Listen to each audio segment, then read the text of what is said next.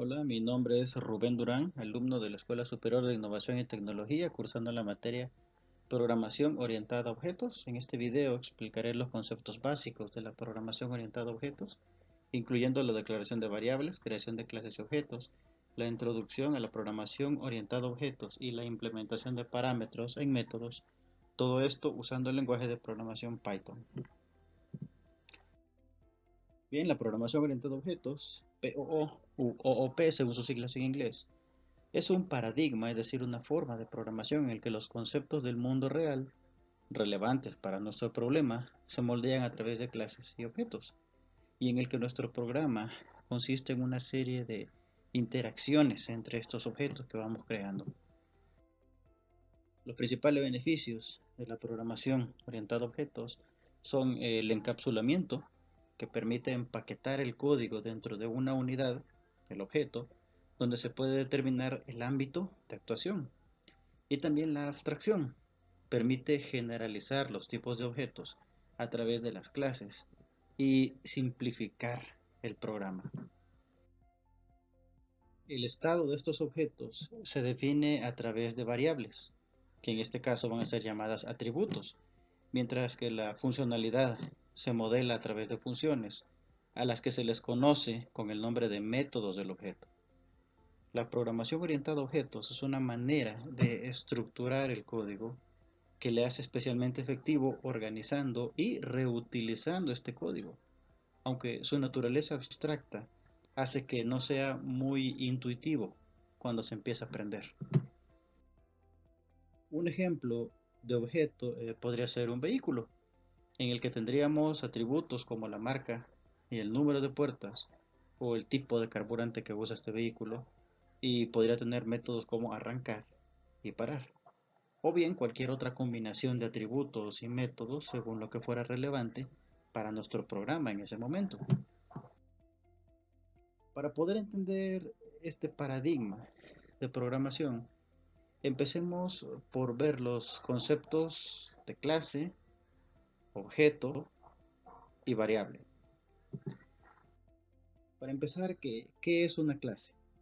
Bueno, no es más que una plantilla genérica a partir de la cual vamos a instanciar los objetos que creemos. Plantilla que es la que define qué atributos y métodos tendrán los objetos de esa clase. ¿Qué es un objeto? Bueno, un objeto es una estructura de datos personalizada que contiene tanto datos como el código.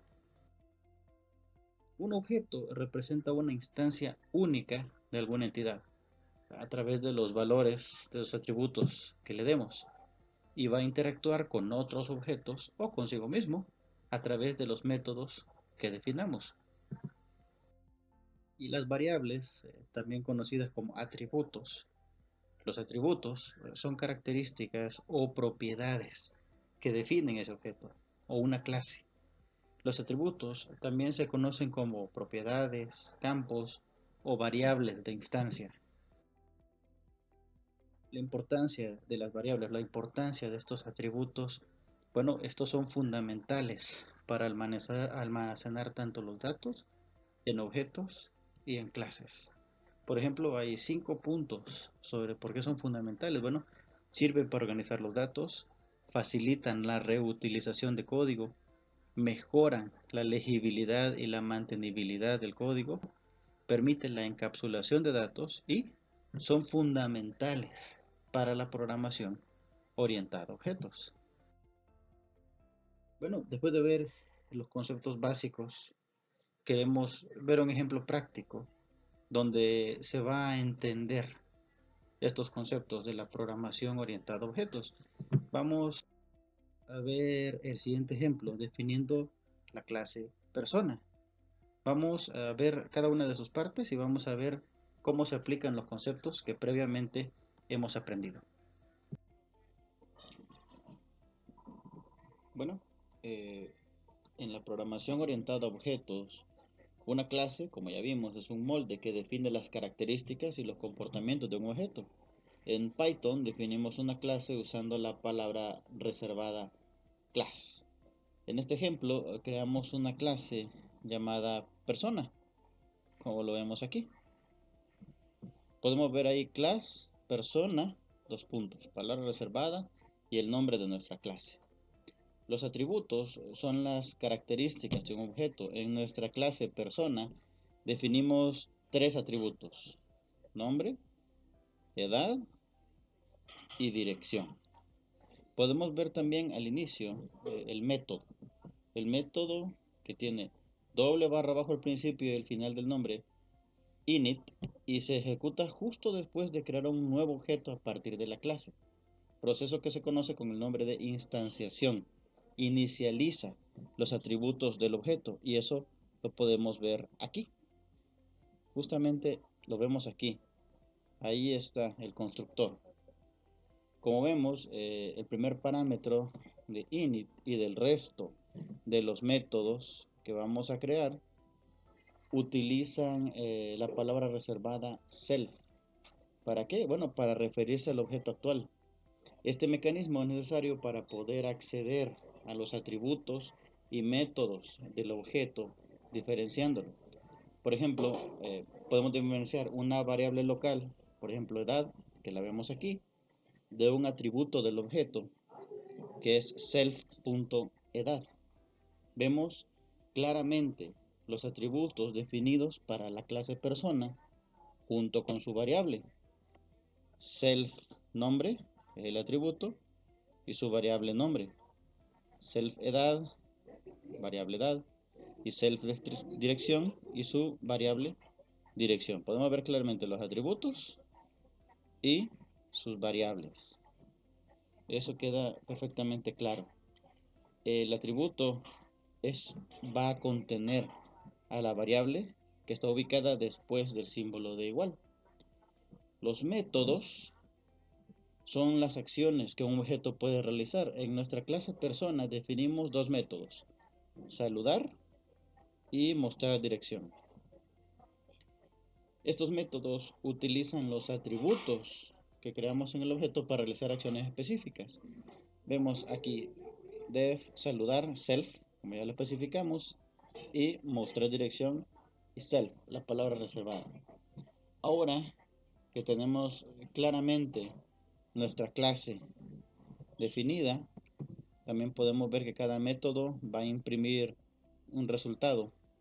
Hola, soy, más lo que se pone en el atributo nombre y lo que se pone en el atributo edad. Y para mostrar dirección, vamos a mostrar la dirección que se ingrese más adelante. Con eso tenemos definida completamente nuestra clase. ¿Qué procedemos a hacer ahora? Bueno, ahora que lo tenemos definido, vamos a crear dos objetos: persona 1 y persona 2. Estamos indicando que pertenecen a la clase persona. Por ejemplo, en el objeto persona 1 es el nombre del objeto que estamos creando. El persona es la clase que estamos utilizando para crear ese objeto. Estamos utilizando la clase que creamos anteriormente. Los datos Juan, 30 y calle 1, 2, 3 son los argumentos que se pasan al constructor init de la clase persona. Estos argumentos inicializan los atributos de esta clase. Entonces, cuando creamos el objeto persona 1, estamos creando una instancia de la clase persona con los atributos nombre, edad y dirección, que son con los valores Juan, 30 y calle 1, 2, 3. ¿Cómo podemos acceder a este objeto que hemos creado? Tanto el de la persona 1 como el de la persona 2. Tenemos la clase, los métodos, y ahora hemos creado los objetos persona 1 y persona 2. Ahora, ¿cómo accedemos a ellos? Bueno, podemos acceder a los atributos y métodos de nuestro objeto utilizando el operador punto. Este puntito que está aquí es lo que nos ayuda a acceder. Por ejemplo, persona.nombre nos dará como salida Juan. Persona.saludar seguido de los corchetes nos dará la salida de los datos que están en el método saludar. Y persona 1.mostrar dirección nos va a dar los datos que están en el método mostrar dirección. En este caso sería salida. Mi dirección es calle 1, 2, 3. Y lo mismo sucede para el objeto 2, persona 2, punto nombre, saludar y mostrar dirección. Darán los datos María 25 y avenida 456. En resumen, hemos explorado los conceptos básicos de la programación orientada a objetos en Python, incluyendo clases, atributos, el constructor, métodos, creación de objetos y cómo podemos acceder a esta información, a estos objetos que hemos creado. Vamos a ejecutarlo a ver si realmente obtenemos estos datos.